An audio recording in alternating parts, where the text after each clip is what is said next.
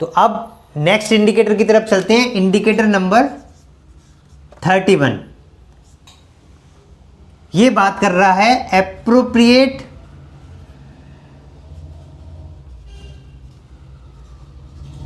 Handover during shift change.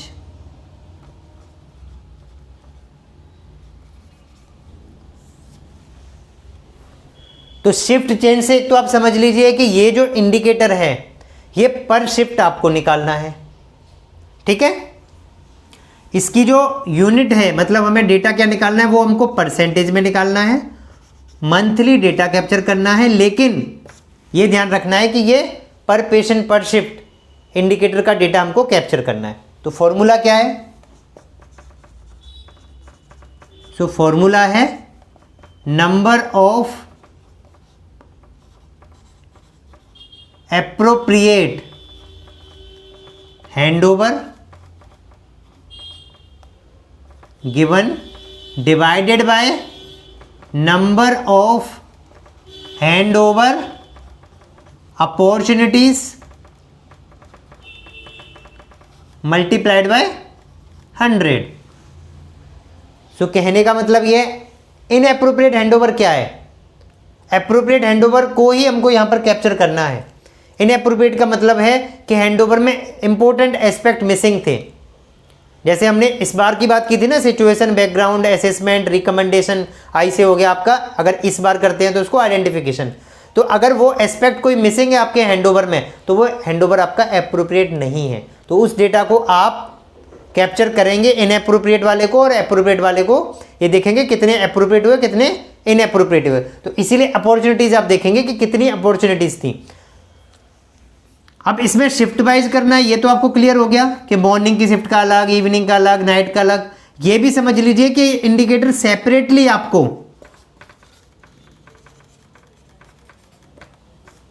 Doctors के लिए अलग, नर्सेज के लिए अलग से कैलकुलेट करना है।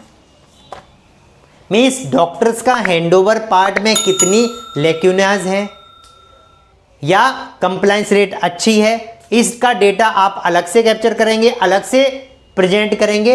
नर्सेज की हैंडओवर का क्या स्टेटस है अगेंस्ट दी अपॉर्चुनिटीज, कितने हैंडओवर होने चाहिए थे उतने टाइम में, उसको हम अपॉर्चुनिटी बोलते हैं। तो वो डेटा आप अलग से कैप्चर करेंगे। तो ये इंडिकेटर है तो बड़ा छोटा सा, number of appropriate handover, number of handover opportunities, लेकिन ये इंडिकेटर बहुत बड़ा हो जाता है। एक तो डॉक्टर का अलग, नर्स का अलग, फिर आप अगर स्पेसिफिक एरिया वाइज निकालना चाहते हो, वार्ड का अलग, आईसीयू का अलग, एनआईसीयू का अलग, पीआईसीयू का अलग, तो वो अलग एरिया वाइज हो गया।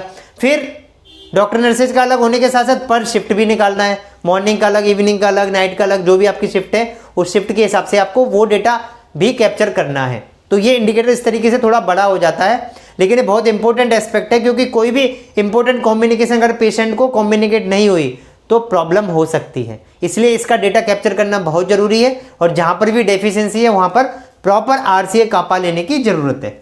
अब बात करते हैं इसका रिसोर्स। तो इसका रिसोर्स क्या है?